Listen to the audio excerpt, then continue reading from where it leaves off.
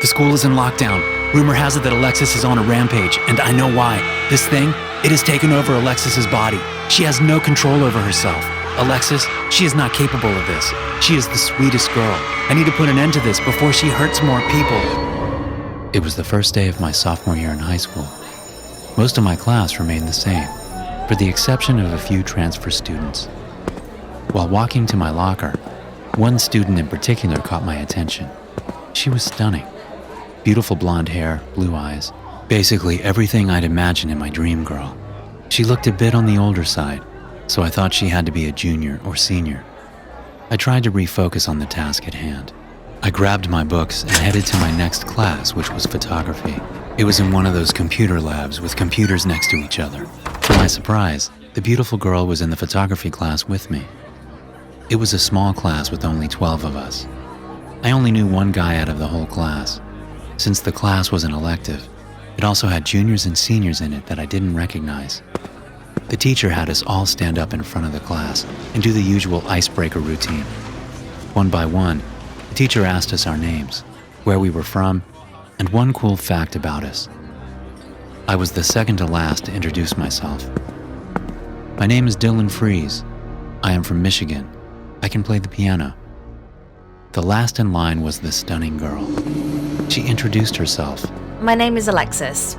I am originally from the United Kingdom and moved to North Carolina. My fun fact is that my family moved out of North Carolina because of a haunted house. Everyone in the class started laughing. Even the teacher couldn't contain himself. The teacher said, "Wow, that's the best one I've heard all day." The weird thing was Alexis looked dead serious. Before Alexis could interrupt him, the teacher started talking. "Okay, class, take your seats. Since this is a small class, you can sit where you'd like." Alexis took her seat across the classroom. I followed in close pursuit. I had to know if she was just joking about the whole haunted house thing. And of course, I was really attracted to her. After taking our seats, the teacher instructed us to log into the computers and into our school email. He announced, "Click on your class, go to assignments, and click the top one. You will be given a list of photos and you need to make notes about what is wrong with each one. There is no right or wrong answer, and this will not be graded. Feel free to work with a partner next to you." I finally had the chance to talk to Alexis. "Hey, I'm Dylan." Well, yeah, dummy. You said your name to the whole class in the introduction. "Well, if you're so good, what was my fun fact?" Well, you can play the piano. How good you can play remains to be seen. Maybe I can show you sometime. That would be great, actually. A date it is then. Changing topics, I wanted to ask you in all seriousness. Was your house really haunted? Yes, it was. We moved into this, really old house in North Carolina when we first got to the States. It just had that, heavy feeling the moment you stepped in. At night, I would hear things move around and demonic voices. My parents heard them too. One night, I was asleep in my bed. Something jolted me awake. When my eyes opened, I saw this demon child hovering above me. It was the scariest thing I ever saw in my life. I blinked and it was gone. My parents had similar experiences. Finally, we couldn't take it anymore and sold the house. Now I'm here. Wow, that is quite the story. Before I could ask Alexis more stories, the teacher interrupted. "Okay, class, save your work. We are going out into the courtyard to take some pictures. I assume most of you have phones with cameras. Those that don't, group up with someone that does." We went outside the classroom into the courtyard. The teacher continued. "Okay, now with your partner or group, each take 5 different photos of each other. Please change up the camera angles and poses. This is just a test run. The school will issue us the good cameras tomorrow." The class started socializing and taking photos. I took out my phone. "Okay, Alexis, smile," I said. I held up the phone and snapped the photo. I glanced down at the photo. My heart fell through the floor. Right next to Alexis was a demonic-looking child, its long jet black hair covering most of its face. Is everything all right? "Yeah, everything is totally fine. You know what? The sun washed out the whole photo. Let's take a new one." I quickly deleted the photo and held my phone up once again to take another photo. I snapped the next photo. I held my breath as I glanced back down at my phone. The demon child was there again, this time closer to Alexis, right up against her. This has to be some sick joke, I thought to myself. This can't be real. She must have messed with my phone. Is there something wrong? No, my phone is just glitching a bit. Let me reset it. I quickly deleted the photo and restarted my phone. Okay, let's try this again, I said. I picked up the phone again, hesitant to even take the picture. I pointed the phone at Alexis. Before snapping the photo, I glanced at the screen. Nothing was there. I took the photo. As soon as I took the photo, Alexis coughed. I ran over to her. "Are you okay?" I asked. She slowly looked up at me and I felt my bones shiver. It felt as if there was a demonic presence right in front of me. "Get out!